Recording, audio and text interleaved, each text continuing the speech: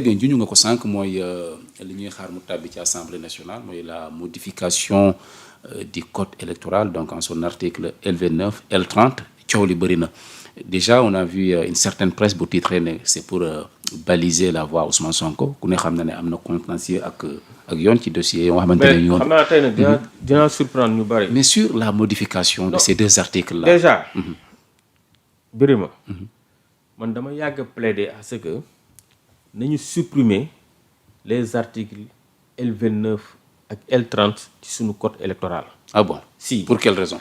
amul tax man dama jàpp que ni tey buñ nee diw warul bokk ci élection loolu juge képp dong moo am sañ-sañ pour wax ko la déchéance électorale juge rek moo ko war a mun a prononcer mais waruñu bàyyi ay autorité administrative di ko prononcer tey bu fekkente ni juge bi dafa jàpp que ni Babacar Ba mii wala ma Samba def na benn infraction boo xam ni tooñ na askan bi tooñ na société bi non seulement dama koy tëj 2 ans wala 1 an de prison ferme waaye man juge jàpp naa que ni kii waratul bokk ci benn élection pendant 3 ans wala pendant 5 ans ci sunu code pénal dafa am lu ñuy wax les peines complémentaires juge bi bu prononcer la peine principale am na possibilité ne maa ngi prononcer ay les peines complémentaires pour wax que ni yow diw fii ak 3 ans dootoo bokk ci élection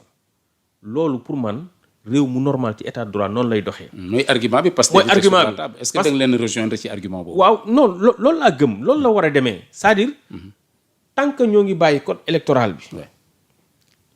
muy fixé kan mooy bokk ak kan moo dul bokk. day poser problème xoolal les parce que loolu xam na lay wundu. régime bu ñëw di nga xool ban candidat ngay jéem a gàllankoor ak les articles L29 ak L30 wala nga xool. nag noo koy modifier pour que tel parti tel candidat bokk donc ça veut dire que régime bu ñëw di nga laalaat les articles L29 ak L30 mais Karim kii Khalifa Sall lan moo taxoon mu bokk ci élection présidentielle yi passé parce que dañu demoon dialogue bi ñu demee dialogue Khalifa Sall mooy bi mu naan man daal naa bokk rek parce que dañu dem dialogue bi ñu demee dialogue ñu introduire ci code électoral bi benn disposition bu leen di permettre ñoom ñu bokk donc ça veut dire que ni selon les humeurs du président bi fi nekk wala boog du régime bi fi nekk mooy xool kan lay dugal ak kan la dul génne moo tax ma ni nañu supprimer définitivement les articles L29 ak L30 ci suñu code électoral bàyyi justice donc bu ñu la condamné ba pare bu juge bi jàppee kani yow waratoo bokk mun la diw waratoo bokk mu jeex te man li ma gëm sax mooy Ousmane Sonko dañ ko war a bàyyi mu bokk ci élection yi. Ah bon? xaaral rek ma wax la. même bu yoon waxee ne war ko bokk xaar ma wax la rek. gis nga xam nga tax man dama jàpp que ni Ousmane Sonko dañ ko war a bàyyi mu bokk. muy Ousmane Sonko di ma Samba di ma Demba gis nga élection. dafa war a nekk une élection qui est inclusive. maanaam ñu bàyyi nit ñi ñu bokk ci ay élection ak koo mënti doon maintenant nag. bu dee da nga def ay infraction yoo xam ne waaw mais su boobaa moom laa la su boobaa juge bi moom moo laan diw yow waratoo bokk mais tant que ñoo ngi bàyyi les autorités administratives tëju rëdd seen code xaaral rëdd seen code électoral décider ne article bi nii lañ koy modifier mais kon koo bëgg a gàllankoor Birima li may wax ni lu am solo la koo bëgg a gàllankoor da nga koy gàllankoor mais léegi boo nangoo tey loolu ne yéen amatu leen sañ-sañ ngeen ni yéenay décider kan mooy bokk ak kan moo dul bokk nga jox ko juge bi un juge qui est indépendant jàng am xam-xam dinañu régler wu question wu kii mooy bokk wala kii moo dul bokk man li ma gëm mooy nañu dindi article yooyu jox sañ-sañ bi juge te ñu bàyyi à partir de échéance yi di ñëw képp kuy sénégalais nga remplir les critères muy Ousmane Sonko di ma Samba nga dem ci ay élections maintenant nag désormais ñu def benn réforme bu profonde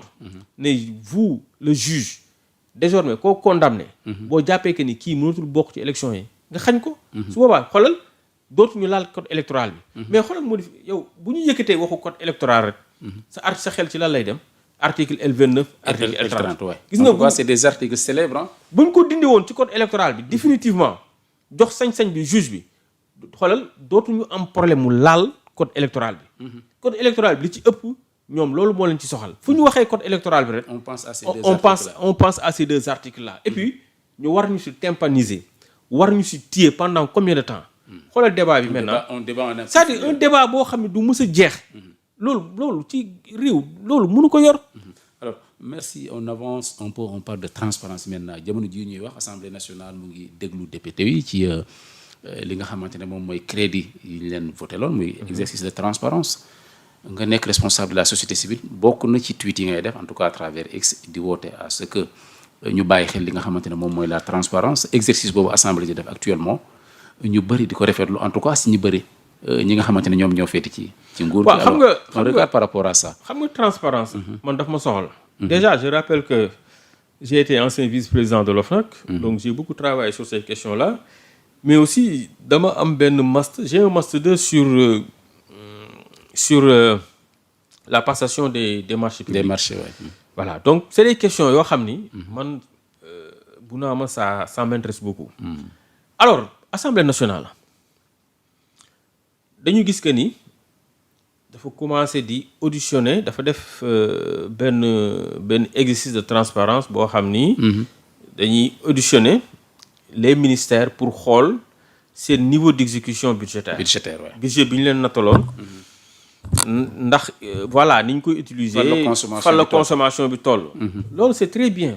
loolu exercice de transparence la. loolu on applaudit.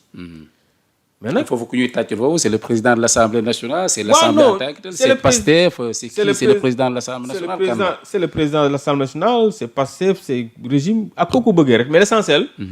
ci démarche bi lañ koy apprécier. mais pour man mais balaa ngaa laax jaay nga laax lekk.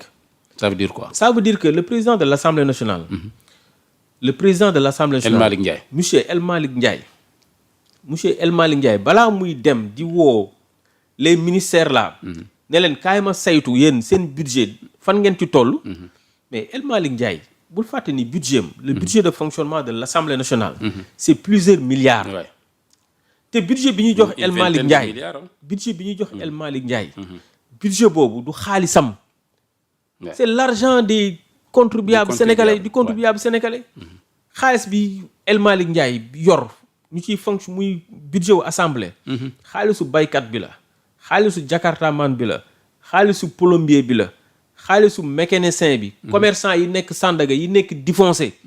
c'est l'argent du contribuable sénégalais. donc li jaadu mooy moom buy xayma les ministres. moom it na xayma boppam.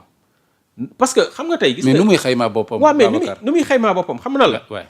mais ñu wax sénégalais yi. gis nga dañuy mu publier rapport ou bien fooye qu'est-ce qu'il doit faire concrètement. gis nga reddition des comptes. Ouais.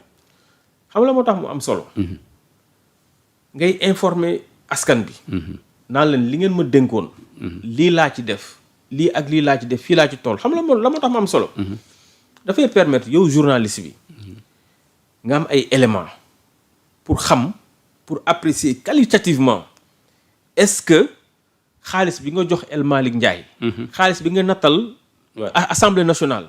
est-ce que Assemblée nationale ni mu koy gérer baax na. dafay permettre la société civile. permettre le citoyen lambda. mu xam est-ce que les deniers publics. ni ñu koy gérer. est-ce que jaar na yoon. loolu moo tax exercice boobu am solo. mais malheureusement. dañuy gis que ni voilà tey lu mel ni assemblée nationale. Ouais. mais attends assemblée nationale budget dafa am solo. ñun dañuy soxla xam budget bi ñu ko natal fan la ko dugal. lan ak lan la ci def. loolu mooy exercice de transparence loolu mooy reddition des comptes. est-ce que exercice de transparence boobu nga wax mën nañ jàpp ne moom la Ousmane Sonko def démb ci post bi mu def à travers Facebook di wax ci li nga xam ne moom mooy le bloc gazier de Yaakaar Teranga. waaw gis nga. loolu joxe ay détails. waaw non loolu am na solo mais. jàpp naa que ne am na lu gën a am solo loolu. ah bon. si parce que retiré nañ le bloc gazier Yaakaar Teranga. Ouais. léegi jox ko Petrosen. ñun ñu garder ko. loolu am na solo mais pour man am na lu ko ëpp solo. mooy lan Birima. mooy lan. xam nga moo ko ëpp solo. mooy xaalis bi nga xam ni moo ngi jugee ci pétrole bi. xaalis bi nga xam ni moo ngi jugee ci gaz bi. xaalis boobu ñuy wax sénégalais yi fan la xaalis bi di jaar. c'est-à-dire la transparence par rapport ak gestion wu. des revenus issus des exploitations des hydrocarbures. moo ëpp solo fuuf parce que tey boo récupérer bloc yëpp. Yaakaar Teranga GTA lépp nga récupérer ko. et que amul transparence par rapport ak xaalis bi nga xam ni moom moo ciy tukkee. mais ça pose problème. pourquoi ñu am inquiétude yooyu parce que récemment da nga gis ITIE. def benn rapport. ITIE bi mu defee rapport am. avec Thiali je pense que muy góorgóorlu ah waaw Thiali moom dañ koy applaudir Thiali sama xarit la sama waay la voilà ñoo ngi koy encourager. alors lu tax ma ni le président Ousmane Sonko li mu def. tey bu ñu récupérer bloc pétrolier yëpp. ak gazier yëpp. et que xaalis buy jugee ci exploitation bi amul traçabilité. citoyen bi xamul fan la xaalis bi di dugg. amul gestion bu transparente mook nee na yam amul sens. li tax ma lay wax loolu mooy ITIE. dafa def rapport bi ñu defee rapport mu ni en 2024. xaalis bi nga xam ni état du Sénégal daf ko am. ci exploitation pétrole bi projet Sangomar. xaalis ba fa tukkee. état du Sénégal waroon ko moom. xaalis boobu ITIE nee na kenn mënu ko retracer mu nekk lu doy waar. ñu exploiter teenu Sangomar. ñu pare ñu ni kat état du Sénégal war na ci am tant de millions wala tant de milliards. xaalis boobu ITIE nee na kenn mënu ko retracer xamuñu fan la xaalis bi dugg. boo demee dans les formulaires de déclaration de Woodside. muy l'opérateur. doo fa gis xaalis bi. nga dem dans les formulaires de déclaration de Petrosen. doo ko fa gis. nga dem dans les formulaires de déclaration de la direction générale de la comptabilité publique et du trésor. Birima doo fa gis xaalis bi. est-ce que jéem et même xaaral et même dans les rapports d'exécution budgétaire xaalis boobu doo ko fa gis et puis li gën a doy waar mooy. la produit a été commercialisé parce que. boo jëlee le rapport trimestre. bu 2025 moo ngi naan la versé nañ 35 milliards. état du Sénégal. donc ça veut dire que ni commercialisé ko mais fan la xaalis bi dugg. mënuñu ko retracer. yaa ngi benn gis nañ la yaa ngi interpellé à plusieurs reprises le président de la République ban retour nga ci am. mais au niveau du forum des justiciables je pense que war ngeen dépasser ça le niveau des tweets. xam nga peut-être jéem a démarrer adresser leen un courrier pour jéem a xam également. gis nga pétrole bi. c'est du sérieux quoi. te gis nga ñoom Pastef bu ñu leen xamee. xëy na ci ay question de transparence bokk na lu leen gën a propulser. surtout le débat sur le pétrole. Ousmane Sonko dafa bindoon benn livre xaw ma 2017 la jàppatuma année bi. pétrole et gaz. deux points d'une spoliation. 2 points chronique d'une spoliation. Ouais. donc ñoom dañu war a am benn gestion bu exemplaire. ci pétrole bi. gis nga pétrole bi. am na yu bëri yoo xam ne ñun citoyens yi daf ñu échappé. ba ci le fonds intergénérationnel. mais fonds intergénérationnel boobu yow est-ce que xam nga ni est-ce que en tant que journaliste. yow wóorul la sax ndaka ni 10% yi ñoo ngi koy versé wala versé wuñ ko. xam nga fond bi dañ ni. 10 dafa am 10% bu ñu defee loolu paa yi dañ ci jël 10%. pour dencal ko les générations futures. mais yow est-ce que xam nga amul benn Sénégalais bu la mun a wax avec certitude 10% yooyu ñoo ngi koy gérer ñoo ngi koy versé wala versé wuñ ko. loolu problème la loolu opacité la. également fonds boobu ñenn ñoo koy gérer est-ce que tey dañu créer benn société. bu dee dañu créer société pour gérer fonds boobu société boobu est-ce que c'est une société nationale. société boobu ñan ñooy les administrateurs yu nekk ci biir société bi. di ko gérer. xamuñu donc yooyu yëpp pour man opacité la. et puis même fonds boobu su ma juumul mais am na rapport boo xam ni war nañ ko jébal le président pour wax ko ni président. chaque année fonds bi lii ak lii lañ ci def. rapport boobu est-ce que jébal nañ ko président. bu ñu ko jébalee président da ko war a partager. donc yooyu yëpp c'est des problèmes ba pare li gën a doy waar sax mooy.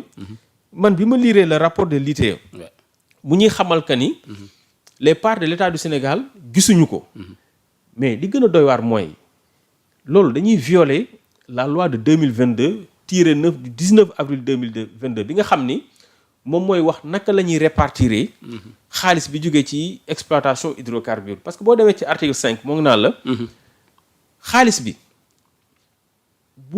bi jógee ci pétrole bi balaa ñu si def dara avant toute répartition dañ koy dugal ci budget bi donc bu ñu ko dugalee ci budget bi su boobaa dina am traçabilité